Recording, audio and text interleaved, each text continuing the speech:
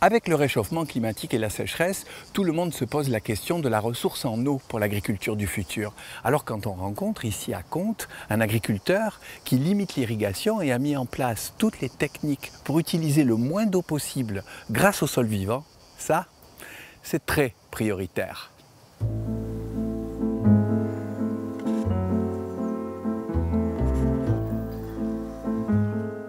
À la ferme de la Sousta, l'eau de lavage des légumes ne se perd pas dans l'égout.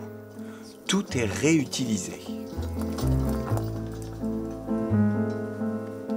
On a au moins 200 carottes, 150-200 carottes, je sais pas. Mais on les lave toutes en une fois. Si on lavait une par une à la maison, on passerait beaucoup plus d'eau en tout cas, quoi. Le topinambour en profite en dessous, on voit qu'il est énorme. Et juste en dessous du topinambour, il y a les framboisiers, qui eux aussi forcément profitent de l'eau. Et après, je pense qu'on va faire un système qui distribue directement aux framboisiers. Mais le secret du maraîchage sur sol vivant à la Sousta, c'est le broyat. J'ai créé une petite plateforme juste au-dessus de la ferme. Ils viennent, ils me le déchargent ici, ça c'est des élagueurs. Donc quand ils élaguent ou qu'ils abattent un arbre, ils le broient et ils me l'amènent directement ici. Moi après je me le recharge et je vais le mettre sur mes parcelles. Donc ça on le pose directement sur le sol, on ne laboure jamais. Et en fait le fait de le poser sur le sol, ça va favoriser la vie bactérienne, la vie fongique et aussi tous les petits insectes, il va se créer plein de vie dans le sol qui vont vivre, c'est-à-dire manger, faire leurs excréments, faire des galeries de tous les côtés. Et en fait c'est toute cette vie qui va faire que notre plante va pouvoir se nourrir dans le sol. Moi je rêverais de pouvoir mettre en place quelque chose avec les mairies, avec les écoles, pour faire avancer ces techniques, parce que c'est génial. Avec le broyat, Rudy reconstitue une couche d'humus, comme en forêt. Les arbres voisins fournissent les champignons microscopiques, les mycorhizes.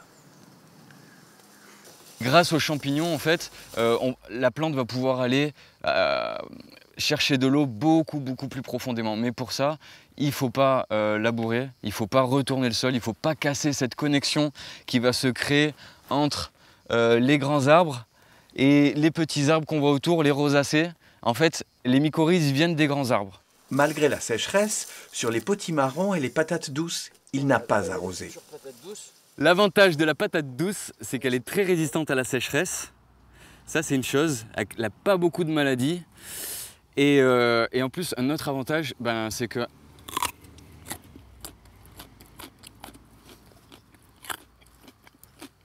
on peut la manger crue, c'est un régal. Les plantes vont d'abord en fait pomper l'eau du sol et l'évapotranspirer par leurs feuilles. Ok ? Et en fait, c'est ça qui va créer tout un système et c'est ça qui fait pleuvoir. Si maintenant je laboure, je vais créer une semelle de labour qui va empêcher la porosité de mon sol et on bloque la capacité d'infiltration du sol. Après sa formation, Julien a voulu en savoir plus sur le maraîchage sur sol vivant. Il est venu de la Creuse pour travailler au pair à la Sousta. C'est une technique qui me plaît parce qu'on agrade le sol vraiment sur du moyen long terme et donc on a une vision vraiment sur le futur. En améliorant les structures de sol, les rétentions en eau, la vie microbiologique du sol. Et pour moi, c'est vraiment l'avenir. Je sais pas où vous avez acheté ça, mais je te mets dedans. Mets dedans, ouais.